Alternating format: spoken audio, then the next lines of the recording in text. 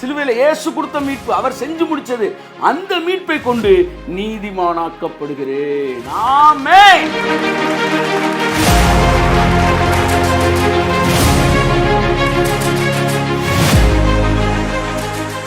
என்றைக்கு இயேசுவின் நீதி வெளிப்படுகிறதோ அன்றைக்கு சுயநீதி எல்லாம் அடி ஆகுது. கையத்தட்டு, கையத்தட்டு. ஆமென். அடி ஆகுது.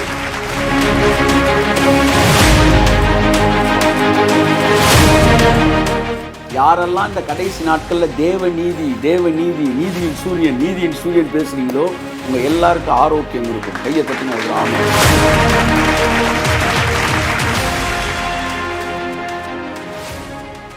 என் அன்புக்குரியவர்களே, நீதியின் சூரியன் உங்கள் வாழ்க்கையிலே இந்த மாதத்திலிருந்து உதிக்க ஆரம்பிக்கிறது.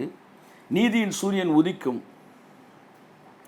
நீதியின் சூரியனுடைய அந்த வெப்பத்தில் இந்த உலகத்தில் எந்த பகுதியும் மறைந்திராதது போல தேவனுடைய நீதி இந்த பூமியில் வெளிச்சம் போட்டு இந்த பூமியை நிரப்ப போகிற நாட்களுக்கு நாம் கடந்து வந்திருக்கிறோம். அதனுடைய காந்திக்கு மறைவானது ஒன்றும் இருக்காது. சுயநீதி என்கிற அத்தி இலையெல்லாம் நீதியின் சூரியன் சுட்டெரிக்க போகுது. கையை தட்டுங்க. ஒரு ஆமென். சுயநீதியை பேசிட்டு பிரசங்கங்கள்லாம் அந்த அத்தி இலையெல்லாம் நீதியின் சூரியன் சுட்டரிக்கும் போது அந்த பிரசங்கங்கள், அந்த சுயநீதி, நான் இப்படி இருந்தேன் அப்படி இருந்தேன், நான் நல்லவன், நாங்கள் இப்படிப்பட்டவங்க அப்படின்றதெல்லாம் வாடி வதங்கி ஒன்றுமில்லாமல் போயிடும். அன்புக்குரியவர்களே, தேவனுடைய நீதியின் சூரியன் உதிக்கப் போகிறது. நீதியின் சூரியன் உதிக்கும், ஆரோக்கியம் இருக்கும், வெளியே புறப்பட்டு போவீர்கள், கொளுத்த கன்றுகளைப் போல வளருவீர்கள் என்கிற ஆசீர்வாத வார்த்தைகளை இந்த 4 வார்த்தைகளை உங்களுக்கு சொல்லி உங்களை நான் ஆசீர்வதிக்கிறேன். மல்கியா 4:2 வாசிப்போம். ஆனாலும் என் நாமத்துக்கு பயந்திருக்கிற உங்கள் மேல் நீதியின் சூரியன் உதிக்கும். உங்கள் மேல் நீதியின் சூரியன் உதிக்கும். அதன் சட்டைகளின் கீழ் ஆரோக்கியம் இருக்கும். ஆமென். நீதியின் சூரியன், நீதியின் சூரியன் உதிக்கும். அதன் சட்டைகளின் கீழ் ஆரோக்கியம் இருக்கும். கடைசி கால செய்திகளிலே ஒன்று, பழைய ஏற்பாட்டில் பல தீர்க்கதரிசிகள் சொல்லியிருக்கிறாங்க, அந்நாட்களிலே தேவனுடைய நீதி வெளிப்படும், எரிகிற தீவெட்டி போல உங்கள் நீதி என்ன செய்யும், வெளிப்படும் அப்படின்னு சொல்லி லாஸ்ட் டேஸில் நடக்கிற ப்ராஃபஸியில் ஒன்று நான் இன்றைக்கு மறுபடியும் சொல்கிறேன். ஒவ்வொரு வாக்கு தத்துவமும் ஒரு ஜென்ரேட்டர் மாதிரி. என்னைக்கு அந்த வாக்கு தத்துவத்தை நம்ம டிக்ளேர் பண்ணுறோமோ அன்னைக்கு தான் அந்த ஜென்ரேட்டர் ஆன் ஆகுது. ஒரு அல்லேலூயா சொல்லுங்கள். ஸோ எல்லா வாக்கு தத்துவமே நமக்கு ஆமென்றும் ஆமென் என்றும் இருக்குது. 100 வாக்கு தத்துவம் இருக்குன்னா 100 ஜென்ரேட்டர் இருக்குது. இப்போ மல்கியா 4:2 ஜென்ரேட்டர் என்ன செய்கிறோம், ஸ்டார்ட் பண்ணுறோம். ஸ்டார்ட் பண்ணோம் உடனே 4:2 புது புது புது புது வேலை பார்க்க ஆரம்பிக்குது. எல்லா ப்ராமிஸும் நம்ம சொந்தமாக இருக்குது. ஆவியானவர் ஒன்றை டச் பண்ணும்போது அது வைப்ரேட் ஆகுது. பெதஸ்தா குளம் போல தான் எல்லா வாக்கு தத்துவமும். ஆனால் அந்த தூதன் குளத்தை தொட்ட உடனே அது அப்படியே பவர்ஃபுல்லாக மாறுற மாதிரி ஆவியான ஒரு வாக்கு தத்துவத்தை தொடுவார் பாருங்க, அது அப்படியே நமக்கு வந்து ஆசீர்வாதத்துக்கான அலைவரிசையை நமக்கு ஏற்படுத்தக்கூடியதாக இருக்கிறது. ஸோ இந்த மாதம் உங்கள் வாழ்க்கையில் நீதியின் சூரியன் உதிக்கும். நீதியின் சூரியன் உதிக்கும் என்பது தான் கடைசி கால செய்தி. அதை புரிஞ்சுக்காங்க. இந்த உலகம் முழுவதும் தேவனுடைய நீதி என்கிற சூரியன் என்ன செய்யுமா, உலகம் முழுவதும் தேவ நீதி வந்துருமா. இப்போ தேவ நீதி உதிக்கும் போது மனுஷ நீதியெல்லாம் கருகி போயிடும். அங்கே அதனால தான் சொன்ன, இன்னும் கொஞ்ச நாளில் பழையதும் நாள்பட்டதும் உருவழிந்து போயிடும். தியாகங்களை பேசுவது வந்து மற்ற விஷயங்களை பேசுறதெல்லாம் இல்லாமல் போயிடும். இயேசு சிலுவையில் என்ன செய்து முடித்தார் என்பது மாத்திரம் இந்த கடைசி காலத்தில் நிலைத்து நிற்கும் என்று சொல்கிறேன். அதுதான் நீதியின் சூரியன். நீதியை சூரியனுக்கு பேசுகிறார் பாருங்க. அப்படின்னா என்ன அர்த்தம், சூரிய வெளிச்சத்தில் வந்து மறையாதது எதுவுமே கிடையாது. ஏன் நீதியை சூரியனுக்கு சொன்னார்னு நான் கொஞ்ச நேரம் உங்கள்கிட்ட பேசுகிறேன். கடைசி நாட்களில் பாவம் பெருகும் அப்படின்றத நிறைய பேரோட பிரசங்கம். என்ன பெருகும், பாவம் பெருகும். எங்கே போனாலும் பாருங்கள் பாவம் பெருகுது, பாவம் பெருகுது, பாவம் பெருகுதுன்னு ஒரு குரூப்பு பாவத்தையே பேசிகிட்டு இருக்கு. ஆனால் ஒரு வசனத்தில் பாதியை தான் படிச்சிருக்கிறான். வசனத்தை ஃபுல்லாக படிக்கணும்ல. பாவம் பெருகின இடத்தில் முடிங்க, கிருபை அதிகமாய் பெருகும். கையை தட்டுங்க. ஆமென். கிருபை அதிகமாய் பெருகும். பெருகும். ஆமென் சொல்லுவோம். அப்போ கடைசி நாட்களில் பாவம் பெருகும் அப்படின்றது எவ்வளோ உண்மையோ, அப்போ கடைசி நாட்களில் பாவம் பெருகின அதே இடத்துல தேவனுடைய கிருபை பெருகும் என்பது அதிக நிச்சயம். அப்போ பெருகிறத நீ பேசுகிற, அதிகமாக பெறுகிறத ஏன் பேச மாட்டேன்ற? கையை தட்டு. ஆமே. மறுபடியும் கேட்குறேன், பெறுகிறத நீ பேசுகிற, அதிகமாக பெறுகிறத நீ ஏன்பா பேச மாட்டேன்ற? அதுதான் அவசரத்தில் பைபிள் வாசிக்கிறதான்னு தெரில. ஒரு போட்டி ஒன்று நடத்தினாயலாம், ஒரு 10 பேருக்கு நடத்தி 10 லட்ச ரூபா அதுக்கு ஜெயிச்சிட்டா பரிசு. என்னென்னா, இந்த 10 பேருக்கும் 10 சீட் இருக்கும். 10 சீட்டில் உட்காந்துருப்பாங்க.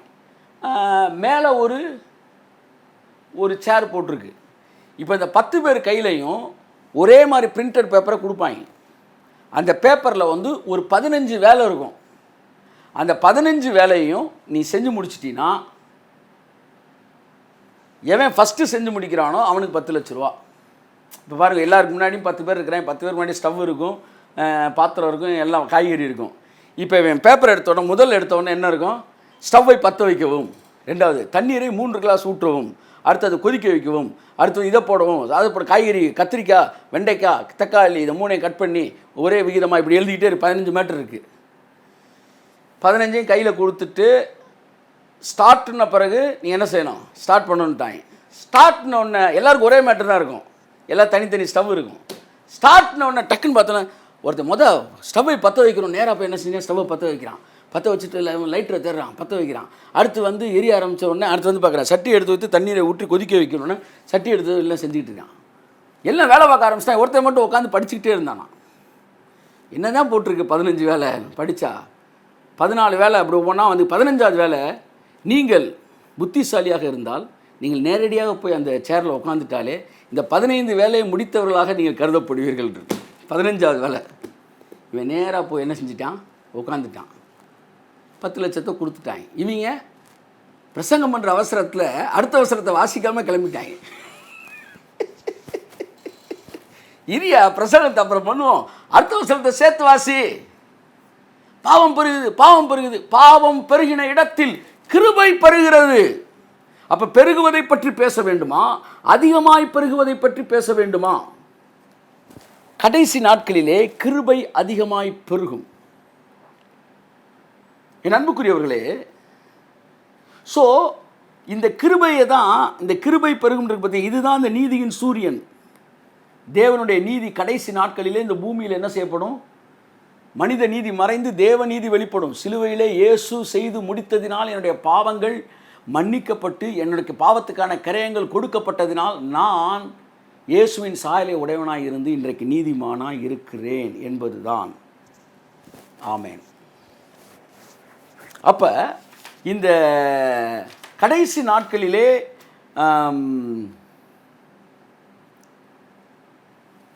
இந்த நீதியின் சூரியன், அதாவது நல்லா நீங்கள் கவனிக்கணும், பாவம் பெருகிறது என்று பிரசங்கம் பண்ணுற நேரத்தில் கிருபை அதிகமாய் பெறுதுன்னு பிரசங்கம் பண்ணும்போது இங்கே சிலுவையில் இயேசு என்ன முடித்தார் அப்படின்றதான் பிரசங்கிக்கப்படுகிறது. அப்போ இந்த இயேசு சிலுவையில் முடித்ததை நீங்கள் புரிந்து கொள்ளும்போது அந்த நீதியின் சூரியன் உதிக்கிறது. அதின் செட்டைகளின் கீழ் என்ன இருக்குமா? ஆரோக்கியம் இருக்கும். அல்லேலூயா சொல்லுங்கள். யாரெல்லாம் இந்த கடைசி நாட்களில் தேவ நீதி, தேவ நீதி, நீதியின் சூரியன், நீதியின் சூரியன் பேசுகிறீங்களோ உங்கள் எல்லாருக்கும் ஆரோக்கியம் இருக்கும். கையை தட்டி ஆமாம்.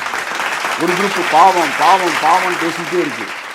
பாவம் பேசுகிற அந்த செட்டை நிழலுக்கு போனீங்கன்னா வியாதி இருக்கும், அங்கே வறுமை இருக்கும், வேதனை இருக்கும். ஆனால் நீதியின் சூரியன் செட்டைக்கு கீழே வந்தீங்கன்னா அங்கே ஆரோக்கியம் இருக்கும். கரங்களை கட்டி கத்தர் சொல்லுவோம் ஆமென் ஆமென் ஆமென் ஆமென் ஆமென் ஆமென் ஆமென். ஸோ நீங்கள் நீதியின் சூரியன் வாசிப்போம். கடைசி நாட்களிலே தீர்க்க தரிசனங்களில் மிகவும் முக்கியமானது தேவனுடைய நீதி இந்த உலகம் முழுவதும் பரவும் என்பதும், தேவ பிள்ளைகள் நீதிமான்களாக இருப்பார்கள் என்பதும் தான் இந்த உலகத்தில் கடைசி கால தீர்க்க தரிசனம். அல்லேலூயா சொல்லுங்கள். கடைசி கால தீர்க்க தரிசனம் என்ன தெரியுமா?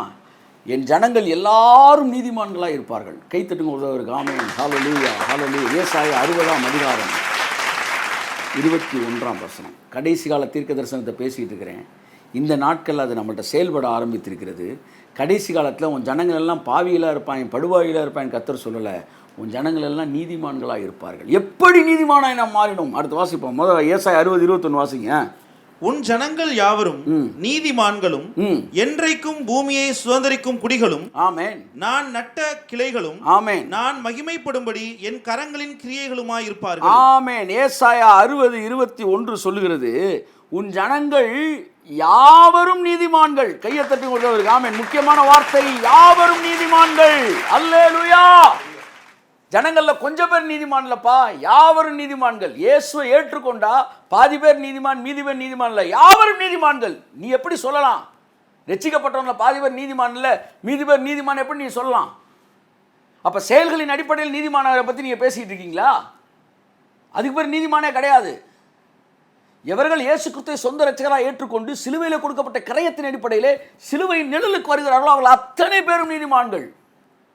உன் ஜனங்கள் யாவரும் நீதிமான்கள். எல்லாம் ஒரு தடவை சொல்லுங்களேன், யாவரும் நீதிமான். இந்த வார்த்தைக்கு எதிராக யாரும் பிரசங்கம் பண்ணா ஏசாயா 60:21 எதிராக பிரசங்கம் பண்றாங்க. நீங்கள் பாவிகள்னு சொன்னா நீங்க புறஜாதியை கூட சொல்லலாம், ஆனா கிறிஸ்தவனை நீங்க பாவின்னு சொல்லவே முடியாது. என்றைக்கு இயேசுவே ஆண்டவன்றானோ அன்னைக்கு அவன் பாவத்துக்கு சேர்த்து அவர் எடுத்துட்டாரு. சார், கிறிஸ்தவன் எல்லாருமே நீதிமான் சார். நீங்க உணர்றீங்களோ இல்லையோ, நீங்க நீதிமான் சார்.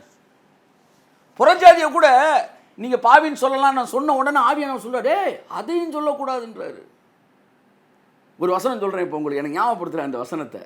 பேதுரு சொல்றான், திட்டும் அசுத்தமானதும் யார் புறஜாதியை சொல்றான், நான் புசிப்பதில்லைன்னார். கர்த்தர் சொன்னாரு, தேவன் சுத்தமாக்கினதை நீ தீட்டு என்று சொல்லாதேன்னாரு. புறஜாதியை சார், புறஜாதியை கூட நீ தீட்டுன்னு சொல்லக்கூடாதா? நான் அவனை சுத்தமாக்கிட்டேன். அடுத்த 3 வாரத்துக்கு நீதிமான்கள் அப்படின்ற தலைப்புலாம் பேச போகிறோம் இயேசு நாமத்தில். உன் ஜனங்கள் யாவரும் நீதிமான்ற உணர்வில் மிகப்பெரிய ஐஸ்வர்யம் இருக்கான். ஆசீர்வாதத்தின் ஐஸ்வர்யம், ஆவிக்குரிய ஐஸ்வர்யம் நிறையா இருக்கான். ஏன்னா அந்த உணர்வு இப்போ வரணும் நமக்கு. நீதிமான்ற உணர்வு வந்துருச்சுன்னா அந்த செட்டைகளின் கீழ், எந்த செட்டை? நீதியின் சூரியன் என்கிற செட்டையின் கீழே, அந்த நீதின்ற செட்டைக்கு கீழே ஆரோக்கியம் வந்துருமா. என்னைக்கு நீ நீதிமான் உணர ஆரம்பிக்கிறியோ அன்னைக்கும் சரீரத்தில் ஆரோக்கியம் வர ஆரம்பிக்கும். என்னைக்கு நீ நீதிமான் உணர ஆரம்பிக்கிறியோ அன்னைக்கும் மூட்டு வலி, இடுப்பு வலி, சரீரத்துக்கு பலவீனம் அத்தனை வெளியேறும் இயேசு நாமத்தினால். அதனால தான் நான் சொல்கிறேங்க, நீங்கள் வியாதியில் இருந்தீங்கன்னா ஆண்டவரை வியாதியை சோப்படுத்தும் அப்படின்ற ஜபம் பண்ணுறது நிப்பாட்டிட்டு ஆண்டவரே என் பாவங்களை மன்னிச்சிருக்கிறீங்க, உங்கள் ரத்தத்தில் என்ன கழுவிருக்கீங்க, நான் நீதிமானாக இருக்கேன், உங்களுக்குள்ள நீதிமானாக இருக்கேன்னு ஒரு 4 தடவை அதை ஃபீல் பண்ணி சொல்லுங்கள். 5ஆவது தடவை உங்கள் வலி காணாமல் போயிடும். ஏன் தெரியுமா? நீங்கள் நீதிமான்ற உணர்வு வரும்போது அதன் செட்டைகளின் கீழ் ஆரோக்கியம் இருக்கும்.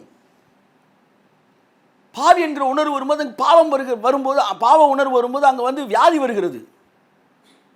என்றைக்கு நீங்கள் நீதிமான்கள் உணர்வு வருதோ அன்னைக்கு செட்டையின் கீழ் ஆரோக்கியம் இருக்கும். அதனால தான் தாவீது சொன்னா, என் ஆத்மாவே கர்த்தரை ஸ்தோத்திரி, என் முழுவதுமே அவர் பரிசுத்த நாமத்தை ஸ்தோத்திரி, என் ஆத்மாவே கர்த்தரை ஸ்தோத்திரி, கர்த்தர் செய்த சகல உபகாரங்களையும் மறவாதே, அவர் உன் அக்கிரமங்களை எல்லாம் மன்னித்து உன் வியாதிகளை எல்லாம் கையெழுத்து.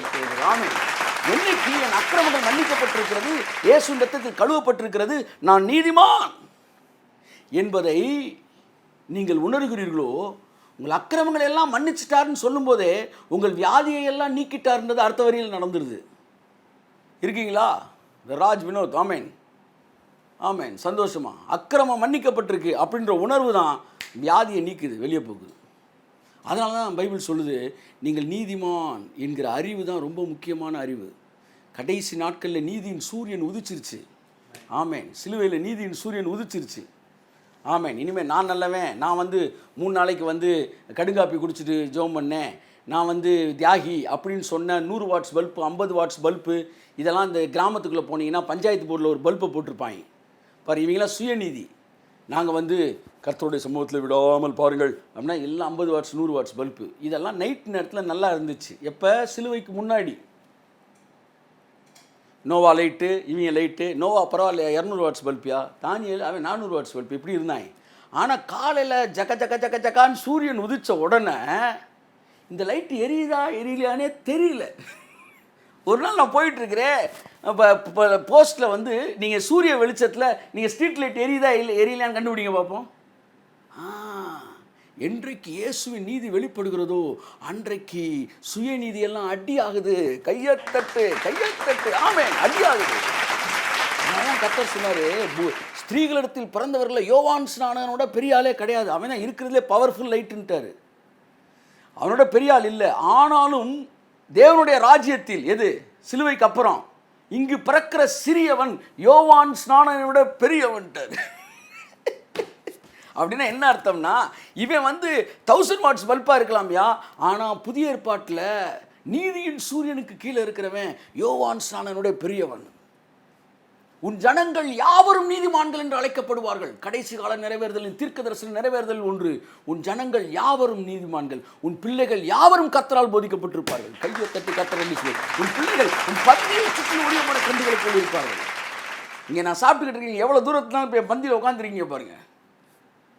டெக்னாலஜியில் வார்த்தை நிறைவேறுது. அமெரிக்காவில் தான் ஐரோப்பாவில் இருந்தாலும் இப்போ என் பந்தியை சுற்றி உட்காந்துருக்கிறீங்க. நம்ம எல்லாம் ஒரே சாப்பாடு சாப்பிட்டுக்கிட்டு இருக்கிறோம். உன் பிள்ளைகள் உன் பக்கத்திலே வளர்க்கப்படுவார்கள். இதெல்லாம் நம்முடைய வாழ்க்கையில் நிறைவேறக்கூடிய நிறைவேறுகிற தீர்க்க தரிசனங்கள். அதில் ஒன்று தான் உன் ஜனங்கள் யாவரும் நீதிமான்கள். பாவி என்கிற பிரசங்கங்களை இயேசு நாமத்தில் கொஞ்ச நாளில் காணாமல் போயிடும். நீங்கள் தேடினாலும் கிடைக்காது. ஆமாம், ஃபுல்லாக பென்ஷன் கொடுத்து கர்த்தரை உட்கார வச்சுருவார். டோன்ட் வரி, எல்லாம் பென்ஷன் வாங்குகிற ஆளாக மாற்றிடுவார் இன்னும் கொஞ்ச நாளில். நான் ஒரு தீர்க்கதரிசி சார், நான் ஒரு தீர்க்க தரிசனம் சொல்கிறேன் சார். இன்னும் கொஞ்ச நாட்களுக்குள்ளே நீங்கள் பாருங்கள், பழையதும் நாள்பட்டதும் உருவழிந்து போகலைனா நான் ஊழியக்காரனே கிடையாது சார். இந்த செய்திகளெல்லாம் நீ பாவி என்பது சுயநிதியை பற்றி பேசுகிற பிரசங்கள்லாம் தேடி பார்த்தா கூட கிடைக்காது உங்களுக்கு. யூடியூப்பில் கூட நான் சொல்கிறேன், இயேசு நாமத்தில் கூகுள் நிறுவனமே தூக்கி விட்டுருவாங்க இயேசு நாமத்தில். இல்லைன்னா கூகுளை நாங்கள் வாங்குகிறோம் இயேசு நாமத்தில். வாங்கி அவங்கெல்லாம் தூக்குறோம்யா. ராமன் சொல்லுங்க இயேசு நாமத்தில். வர்றவனெல்லாம் பாவி பாவி பாவின்னு சொல்லி அவன் வியாதிப்பட்டுறான். ஆனால் நீதிக்கு கீழே தான் ஆரோக்கியம் இருக்குமா, ஆரோக்கியம் இருக்கும். உன் ஜனங்கள் யாவரும் நீதிமான்கள். எப்படி நீதிமான்கள் ஆனார்கள் வாசிங்க. ரோமர் 3ஆம் அதிகாரம் 24ஆம் வசனம். இலவசமாய் அவருடைய கிருபையினாலே கிறிஸ்து இயேசுவில் உள்ள மீட்பை கொண்டு நீதிமான்களாக்கப்படுகிறார்கள். நீதிமான்களாக்கப்படுகிறீர்கள். எப்படி நீதிமான்களாக்கப்படுகிறீர்கள்? இலவசமாய். கையை தட்டுவது ஆமென், கை தட்டு ஆமென். இலவசமாய், பயங்கரமான வார்த்தை. இலவசமாய். 3 நாள் ஃபாஸ்டிங்ல நீ நீதிமான் ஆகல. ரோமர் 3:24. இலவசமாய் இயேசுவில் உள்ள மீட்பை கொண்டு. கிறிஸ்து சிலுவையில் முடிச்ச எத்தனை வார்த்தை வருது பாருங்க. ஒவ்வொரு வார்த்தையும் தொட்டு தொட்டு வாயில முத்திக்கணும் அப்படின்னு. முதல் வார்த்தை, முத்தம் கொடுக்க வேண்டிய வார்த்தை இலவசம். ரெண்டாவது கிருபை, முத்திக்க இயேசு நாமத்தில், முத்தம் கொடு இயேசு நாமத்தில். இவங்க சொன்ன ஒரு வீணா போன வார்த்தையும் வரல. அம்புட்டும் தங்க கட்டி. ஒன்று இலவசம், அடுத்து கிருபை, அடுத்து இயேசுவில் உள்ள மீட்பு. சிலுவையில் இயேசு கொடுத்த மீட்பு, அவர் செஞ்சு முடிச்சது. அந்த மீட்பை கொண்டு நீதிமானாக்கப்படுகிறேன். ஆமென். அம்புட்டு வார்த்தையும் பாருங்களேன். இது ஃபுல்லாக நியூ கவர்னன்ட் வெக்காபுலரிஸு. டெர்மினாலஜியே மாறுது. பழைய ஏற்பாட்டு டெர்மினாலஜி வேற, புதிய ஏற்பாடு பாருங்கள். இலவசம், கிருபை, இயேசுவில் உள்ள மீட்பு, நீதிமானாக்கப்படுதல். உன் ஜனங்கள் யாவரும் நீதிமான்களாக்கப்படுவார்கள். பைபிள் சொல்லுது. எப்படி நீதிமானாக்கப்படுவார்கள்? புதிய ஏற்பாட்டில் இலவசமாய் நீதிமானாக்கப்படுவார்கள். அப்போ இலவசம்னா யார் யார் வாங்கலாம்? இலவசம்னா எவன் வேணாலும் வாங்கலாம். எப்படி கொடுத்தாரு பாருங்க கர்த்தர். இலவசமாக கொடுக்குறது ஆபத்து இல்லையா? காசுக்கு கொடுக்குறது தான் ஆபத்து. வாங்கிட்டோம்ல அப்படின்னா. இங்கே வாங்கிட்டோம்ல நீ சொல்ல முடியாதுல்ல. அம்பானினாலும் சரி, இல்லை அம்போனி அப்படின்னு ஆனாலும் சரி, நீ இலவசமாக வரும்போது நீ தாழ்மையாக தான் வருவ. அப்போ இலவசமாக கொடுத்து அவனுக்கு தாழ்மையை கற்றுக் கொடுத்து உன்னை ஃப்ரீயாக கொடுக்குறாரு. இப்போ இலவசம்னா நீ ₹1 கூட கொடுக்க வேண்டிய அவசியம் இல்லை. Not even ₹1 to be paid. அப்பேற்பட்ட ஒரு நீதிமானாக்கப்படுவது என்பதே புதிய ஏற்பாட்டில் என்னன்னா இலவசமான ஒரு விஷயம். ரோமர் 5ஆம் அதிகாரம் 1ஆம் வசனம் வாசிங்களேன். 5:1. நீதிமான் என்கிற அறிவை இப்போ பேசுகிறேன். அடுத்து ஒரு 10 நிமிஷத்தில் சார் நீங்கள் சொல்கிறீங்க சார், ஆனால் என்னால் உணர முடியல சார் அப்படின்னு சொன்னீங்கன்னா அடுத்து நீதிமான்ற உணர்வுக்கு உங்களை நான் கொண்டு போகிறேன். எப்படின்ற பேசுவோம். வாசிங்க. இவ்விதமாக நாம் விசுவாசத்தினாலே நீதிமான்கள் ஆக்கப்பட்டிருக்கிறபடியால். நீதிமான்கள் ஆக்கப்பட்டு இருக்கிறபடியால். பிரித்து எழுதுக. இங்கே தான் யூஸ் ஆகுது, ஸ்கூலில் படித்தது. நீதிமானாக்கப்பட்டிருக்கிற நீதிமான ஓடக்கூடாது. நீதிமான்கள் ஆக்கப்பட்டு இருக்கிறபடியால். என்ன டென்ஸ் வந்து ஹேவ் பீன் லிவிங்ன்றாங்கல்ல, ப்ரெசன்ட் பர்ஃபெக்ட் கண்டினியூஸ் டென்ஸா?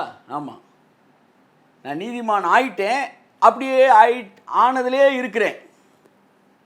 நீதிமான் ஆக்கப்பட்டு இருக்கிறபடியால். எத்தனை வார்த்தை வருது பாருங்க. நீதிமான் ஆக்கப்பட்டு முடிஞ்சிருச்சா?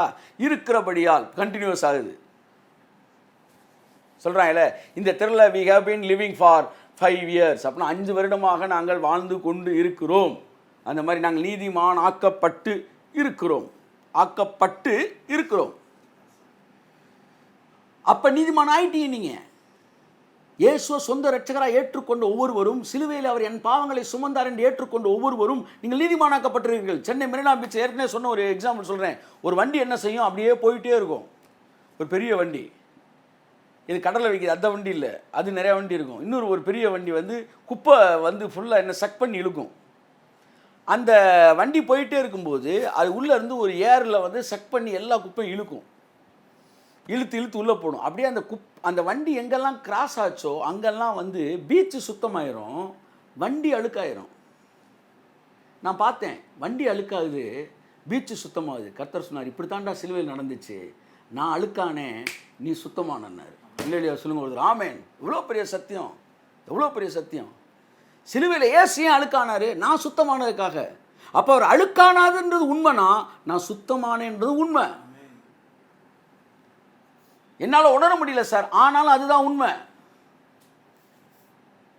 என்ன சாலமன, நீ நீதிமான் சொல்லும்போது நீ ஆமேன்னு சொல்லணும். நீ சார், நீதிமான் என்கிற அறிவு இருக்கு, ஆனால் நீதிமான்ற உணர்வு எனக்கு வரலை அப்படின்னு நீங்கள் சொல்லுவீங்கன்னா, நீங்கள் சூரியனுடைய வெளிச்சம் இருக்குது பார்த்தீங்களா, வெளிச்சம், அந்த லைட்டை தான் எப்போவுமே அறிவுன்றாங்க. சரியா? லைட்டை பார்க்குறீங்க, அதான் வந்து சூரியனோட லைட்டு. அடுத்த லைட்டு கீழே நின்றுக்கிட்டு இருந்தீங்கன்னா நீங்கள் கொஞ்ச நேரத்தில் அந்த ஹீட்டை உணர ஆரம்பிப்பீங்க. எல்லாம் சொல்லுங்கள், லைட்டை பாருங்கள். எல்லாம் சொல்லுங்கள், லைட்டை பாருங்கள். அடுத்த லைட்டு கீழே நில்லுங்க, கொஞ்ச நேரத்தில் ஹீட்டை உணர்வீங்க.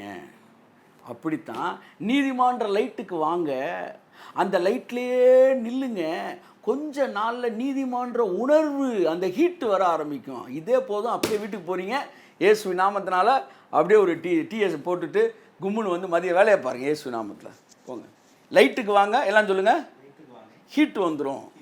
ஆமேன். இந்த லைட்டுக்கே ஹீட் வருது சார். இங்கேனக்குள்ள ஒரு லைட்டை போட்டிருக்கேன், அதுவே எனக்கு ஹீட் வருது. அப்போ சூரியனுடைய லைட்டு கீழே வரும்போது பாடியில் ஹீட்டு தெரியுது. அப்படித்தான் நீதிமான் என்கிற அறிவு, அந்த அறிவுக்குள்ளே தொடர்ந்து நீங்கள் இருக்கும்போது நீதிமான் என்கிற உணர்வு வர ஆரம்பிக்குது. இந்த உணர்வு வந்த உடனே உங்கள் பாடியில் சேஞ்சஸ் நடக்க ஆரம்பிக்குது.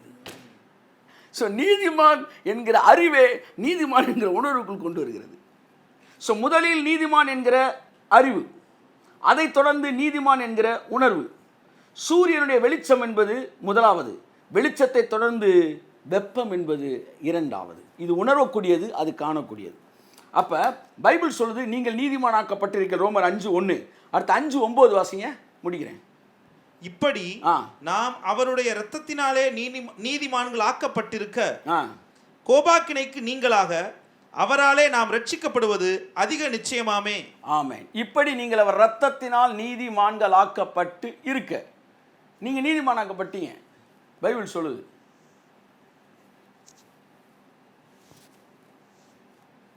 ஒன்று கொரிந்தியர், கொரிந்து பட்டணத்தில், கொரிந்து பட்டணம் என்பது வேத வல்லுநர்கள் சொல்கிறாங்க உலகத்திலே ரொம்ப மோசமானது. ஹாலிவுட்டு வந்து சில நாடுகள் வந்து இந்த இப்போ சுனாமி கூட சில நாடுகளுக்கு வந்துச்சு, அந்த நாடுகள் பேங்காக்கு இந்த மாதிரிலாம் சொல்கிறாங்கல்ல, சில நாடுகள்லாம் வந்து சில பகுதியெல்லாம் ரொம்ப மோசமாக. அந்த மாதிரி கொரிந்து சபை மோசமானதான்.